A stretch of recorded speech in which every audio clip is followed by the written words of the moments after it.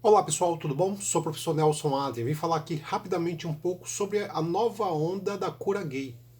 Estamos falando aqui de uma nova tendência que é cada vez mais forte, não apenas nas igrejas, mas também e principalmente nas redes sociais.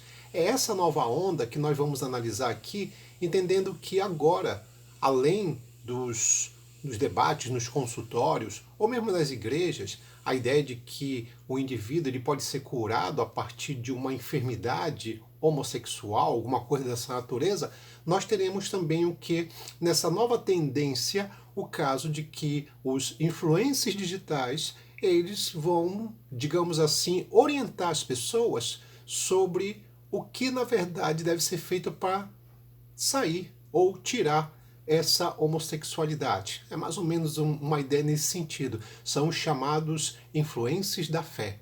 Nesse caso, então, estamos falando de ex-lésbicas, ex-gays, que mencionam, falam nas suas histórias nas redes sociais, basicamente como conseguiram sair, se curar, ou então como é que estão conseguindo, na verdade, resistir à tentação de não mais ter relações com pessoas do mesmo sexo. Então estamos falando aqui de uma nova onda, de uma nova tendência. A cura gay, ou o conceito, a filosofia da cura gay, ela já existia desde muito tempo, só que nós estamos falando agora de uma onda nova, um modelo novo em que sai um pouco dos consultórios, sai um pouco das clínicas e principalmente das igrejas com uma ideia mais extremista e vai agora para as redes sociais. E aí você tem, por exemplo, os chamados influencers digitais, que são no caso aqui influencers da fé, que acabam tendo que milhares de seguidores, justamente mostrando como é que conseguiram sair dessa situação e ganhando muito dinheiro também a partir do que de publicações, já que muitos acabam tendo até 100 mil seguidores em suas redes sociais. Mas pessoal, antes de falar sobre tudo isso, queria que você se inscrevesse mais uma vez no meu canal, fique à vontade, deixe seu comentário, o canal também é seu. Pessoal, então, quando a gente fala, por exemplo, da homoafetividade, é entender o seguinte: na história, ao falar, por exemplo, do modelo homossexual, sempre foi visto durante muito tempo ou como um desvio, ou como um crime, ou como uma doença. Vamos lembrar que no século XIX vão surgir as primeiras teses de caráter eminentemente científica dizendo que a homossexualidade é uma espécie de doença. Durante muito tempo, era apenas um modelo que é entendido assim, ligado principalmente a questões de caráter preconceituoso e essa relação da religião com o preconceito. Então isso existe desde muito tempo. Entretanto, no século XIX, isso ganhou um outro patamar, porque no século XIX vão surgir as primeiras teses de que a homossexualidade é uma doença. Tá? Inclusive é no século XIX, né, já no finalzinho, que nós teremos alguns tratamentos ditos científicos que vão destacar a ideia de que é possível curar os indivíduos. A famosa lobotomia, um tratamento à base de choques, onde as pessoas poderiam ser aparentemente curadas. No caso, os homossexuais poderiam ser curados de sua doença. Entretanto, quando a gente olha com calma, a gente vai ver que já no século XX, essa técnica, meados do século XX, essa técnica será eliminada, né? Porque se verifica que de fato não é nada de caráter científico, né? E quando você tem a década de 90 do século passado, nós teremos então a Organização Mundial de Saúde que vai de fato definir e considerar a homossexualidade não como uma doença, tá? Então, nesse caso, estamos falando aqui de um modelo, tá, de algo que é bastante polêmico. E essa nova tendência da cura gay, a gente pode até dizer assim, né, ela, ou chamada cura gay 2.0, tem uma relação muito forte ainda com as igrejas. Mas a diferença é que isso se expande, isso vai para outros modelos. Então, por exemplo, o caso das redes sociais, e entenda que as redes sociais é uma caixa de ressonância da própria sociedade, né? Tu vai perceber, na verdade, que ali vão surgir alguns ex-gays que vão falar um pouco sobre a sua história de como conseguiu ou como está conseguindo eliminar a tentação, a, digamos assim, a tendência homoafetiva. Tá?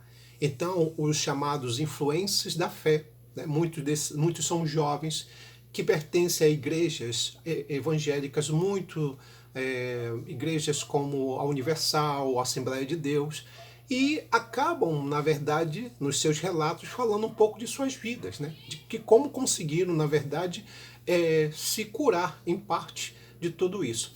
O que é interessante nessa nova onda da cura gay, que eu chamo aqui de cura gay 2.0, né? Essa nova onda, é que ela sai das igrejas e vai para as redes sociais, tá?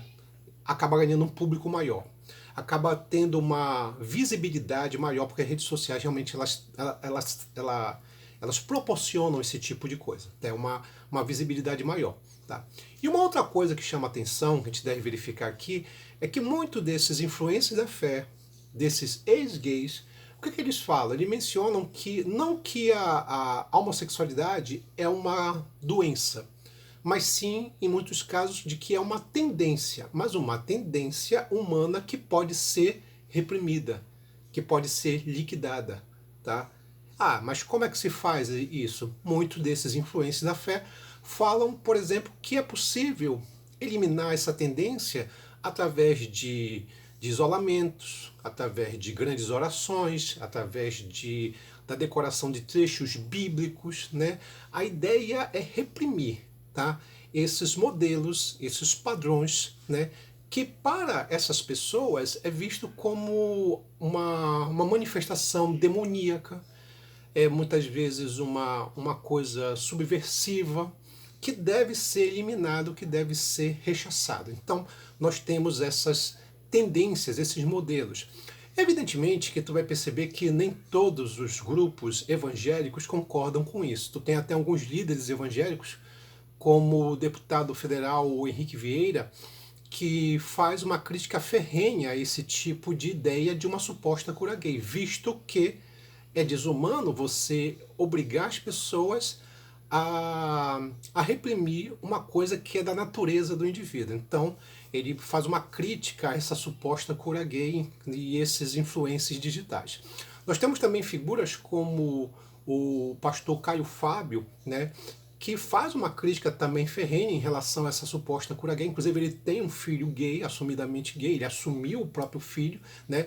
Teve uma atitude muito louvável, realmente bastante corajosa, em meio a um modelo, a um universo, né, que é das igrejas, onde o preconceito é muito grande, e ele realmente faz críticas ferrenhas a essa tendência, esse modelo que as pessoas falam de uma suposta cura gay. Tá?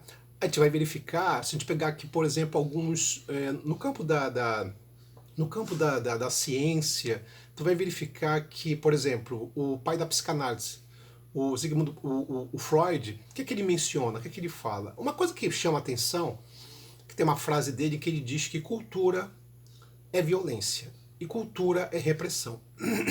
Então a cultura que nós vivemos é uma cultura heterossexual.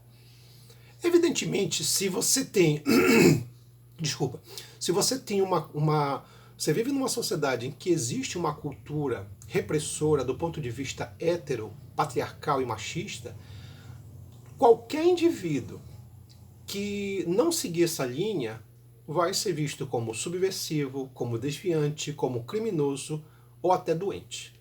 Então é o que a gente verifica. E tu vai perceber, na verdade, que é bastante desumano essa questão da suposta cura gay, porque muitos jovens, na verdade, buscam essa suposta cura gay justamente para tentar se alinhar ao modelo social. E mais, muitos não querem ser vistos como a decepção, a vergonha da família.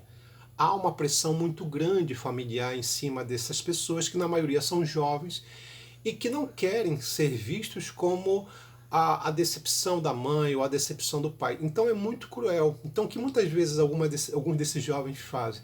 Eles acabam reprimindo uma natureza sua para tentar seguir uma convenção social, um modelo social estabelecido. Né? Tu vai perceber, tu vai verificar, por exemplo, eu, enquanto sociólogo, existem alguns autores que a gente pode utilizar para fazer essa relação, que é o Émile Durkheim, sociólogo francês, que ele fala sobre o conceito de fato social. Fato social é um modelo, é uma tendência, é uma norma que a sociedade impõe a todos nós. O Durkheim ele parte da ideia de que nós somos resultado de um meio. Então a maneira como eu penso, a maneira como eu me comporto são valores da sociedade. Agora pensa assim, se existe um fato social heterossexual, se existe um modelo ligado à ideia de que os modelos, os padrões heterossexuais são os mais importantes, evidentemente que quem não segue essa tendência será reprimido. Até porque uma coisa que o próprio Durkheim fala é que nós somos pressionados, nós somos, digamos assim, coagidos pela própria sociedade, através do que é chamado de fato social.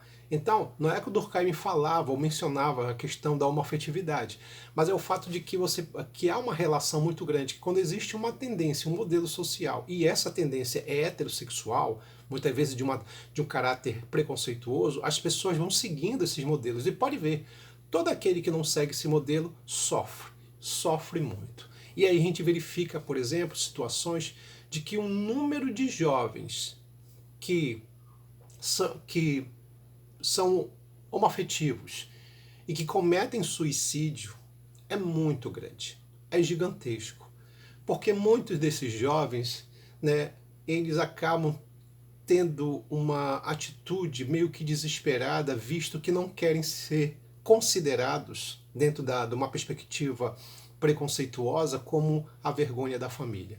Então, o número de jovens que cometem suicídio porque que são homoafetivos é muito grande, né? E quando esses jovens vivem numa família muito conservadora, muito tradicional, a tendência é só piorar. Então a gente está falando aqui de um modelo, de um aspecto que é bastante cruel, que é bastante preconceituoso, que ainda é muito forte em algumas igrejas evangélicas, tá? Dentro de uma perspectiva mais extremista, mais autoritária, mais violenta, tá? E essa nova tendência da cura gay tem essa característica de expandir mais essa visão preconceituosa, agora usando as redes sociais. É uma tendência cada vez maior, né? Não se sabe até onde isso vai, mas a partir do momento em que o bolsonarismo, a partir do momento que os modelos mais tradicionais, conservadores, né, extremistas, chegam ao poder ou influenciam cada vez mais, a tendência é o extremismo, é a violência, é o preconceito, é a a homofobia se tornar cada vez mais forte no meio social. É isso, pessoal. A gente fica hoje por aqui. Um abraço. Tchau.